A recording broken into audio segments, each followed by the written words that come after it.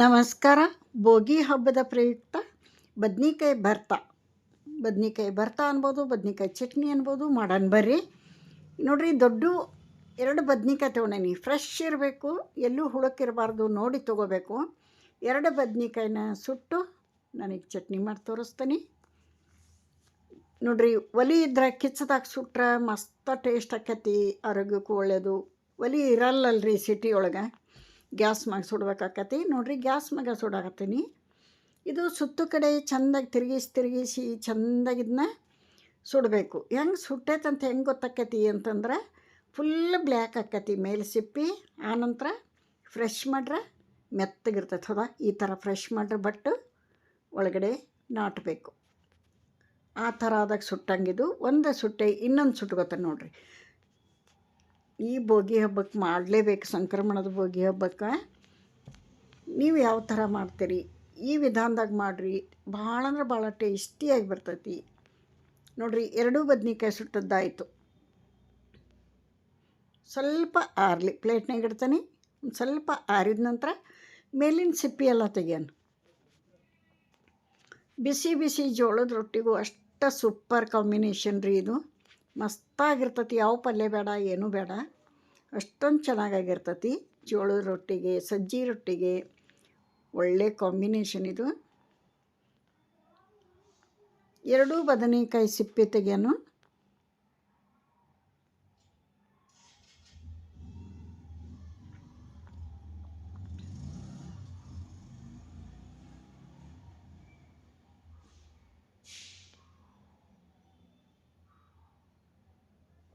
ನೋಡಿರಿ, ಈ ಥರ 2 ಬದ್ನಿಕಾಯಿ ಸಿಪ್ಪಿನ ತೆಗೆದು ಬಿಡೋನು. ಆನಂತರ ಇಂಪಾರ್ಟೆಂಟ್ ಅಂದರೆ ಇಲ್ಲಿ ಮೇನ್ ಇದು ಒಡೆದು ನೋಡಬೇಕು. ಸುಟ್ಟಂಥ ಬದ್ನಿಕಾಯಿನ ಬಿಚ್ಚಿ ನೋಡಬೇಕು. ಯಾಕಂದ್ರೆ ಒಂದೊಂದು ಸಲ ಮೇಲೆ ಚೆನ್ನಾಗೇ ಕಾಣಿಸ್ತಾವೆ, ಒಳಗಡೆ ಹುಳುಕಾಗಿರ್ತಾವೆ. ಅದಕ್ಕೋಸ್ಕರ ಇವು ಅದಾವ ಇಲ್ಲ, ಸರಿ ಅದಾವ ಇಲ್ಲ ಅಂತ ಈ ತುಂಬು ತೆಗೆಯೋನು. ಫಸ್ಟಿಗೆ 2 ಬದ್ನಿಕಾಯಿ ತುಂಬನ್ನು ಕಟ್ ಮಾಡಿ ತೆಗೆದು ಈ ಥರ ಹೊಡಿಬೇಕು ಇವನು ಬದ್ನಿಕಾಯಿ ಕೈಲೇ. ನೋಡಿರಿ, ಈ ಥರ ಬಿಚ್ಚಬೇಕು ನಿಧಾನಕ್ಕೆ.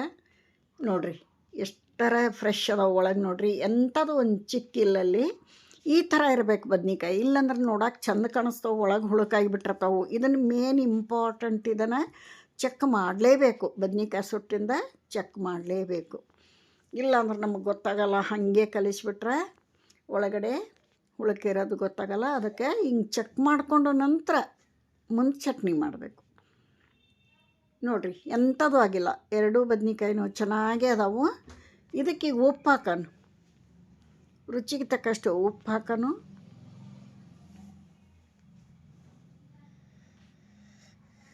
ಆನಂತರ ಉಪ್ಪು ಖಾರ ಪುಡಿ ಹಾಕೋನು. ಇದಕ್ಕೆ ಖಾರ ಉಪ್ಪು ನಿಮ್ಮ ರುಚಿಗೆ ಅನುಗುಣವಾಗಿ. ನಾನು ಮೀಡಿಯಮಾಗಿ ಎಲ್ಲ ಮಾಡೋದಿಲ್ಲ ಖಾರ ಗೀರ. ನೋಡಿರಿ, ಉಪ್ಪು ಹಾಕಿದೆ, ಖಾರ ಹಾಕಿದೆ. ಇದು ಸೈಡಿಗಿರಲಿ. ಇದಕ್ಕೆ ಇನ್ನೊಂದು, ಈಗ ಒಂದು ಫ್ಯಾನ್ ಇಟ್ಕೊಂಡು, ಒಂದು ಫ್ಯಾನ್ ಇಟ್ಟು 2 ಟೇಬಲ್ ಸ್ಪೂನ್ ಎಣ್ಣೆ ಹಾಕಬೇಕು. ಎಣ್ಣೆ ಕಾದ ನಂತರ 1 ಗಡ್ಡೆ ಬೆಳ್ಳುಳ್ಳಿ ಸಣ್ಣದು